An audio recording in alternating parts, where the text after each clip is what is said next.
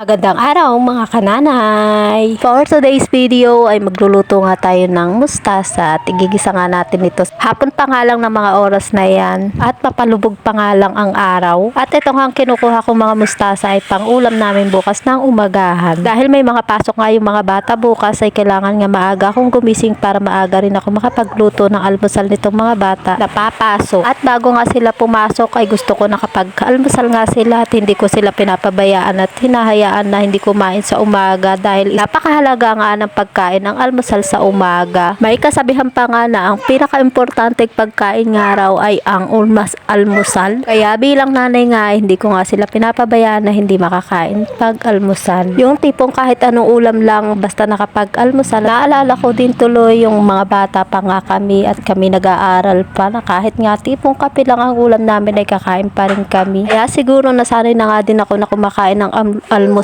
at hindi nga ako po pwedeng hindi kumain dahil talagang naglalambot nga ako at nanginginig nga ang aking mga tuhod kapag hindi ako nakakain ng umagahan. At eto nga, fast forward na nga tayo. Nabukasan madaling araw pa nga lang ay maaga nga akong gumising at ito nag-asikaso na nga ako ng aking mga pangluto at gustong gusto ko nga rin na maagang nagigising at maaga nga nakakapagluto para maaga rin nga ako makapagtapos sa aking mga trabaho at para bago nga magising yung mga kambalay tapos na rin sa iba ko pang mga gawain. At alam ko marami nga makaka-relate sa aking mga kananay lalo na nga yung may mga katulad ko na may maliliit. Umiikot na nga lang din talaga ang ating mga buhay sa ating mga anak at sa pag-aasikaso nga ng ating mga bahay. Sa dami nga ng ating ginagawa, tinatrabaho sa buong maghapon ay talaga nakakapagod din at darating tayo sa punto na talaga namang minsan nahihirapan din tayo at nakakaramdam talaga ng panghihina. At pagkatapos uulit lang ulit kinabukasan yung trabaho mo, walang katapusan na paulit-ulit na lang at umiikot na lang yun na lang yun ang ating ginagawa.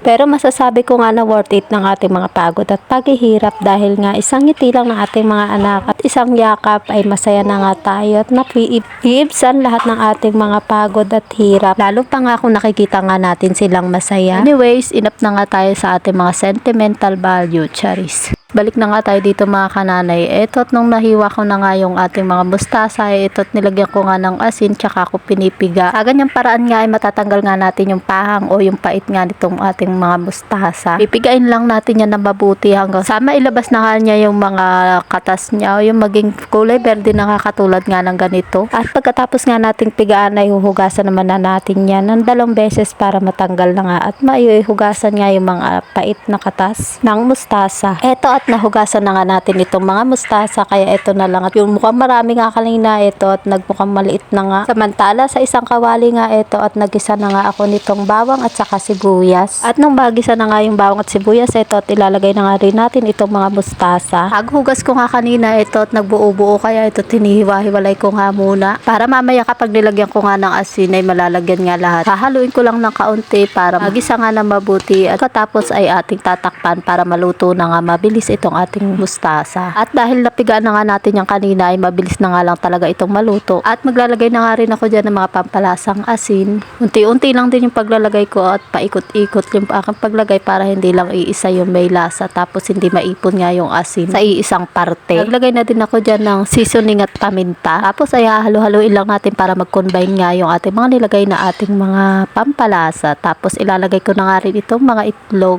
3 pirasong itlog nga itong aking inilagay. Tapos ay hahaluin lang ulit natin bago nga natin ulit takpan.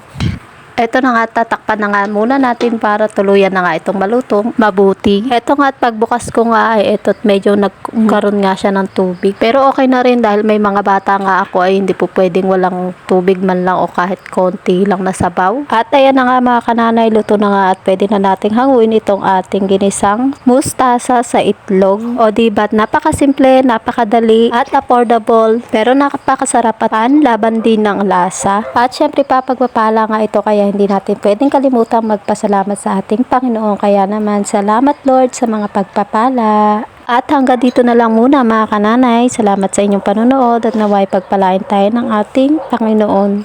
At siya nga pala, huwag nyo kakalimutan mag-like at subscribe. I-follow nyo na rin ako sa aking Facebook page na Buhay Nanay. And please pakishare na rin itong aking mga video. Salamat mga kananay.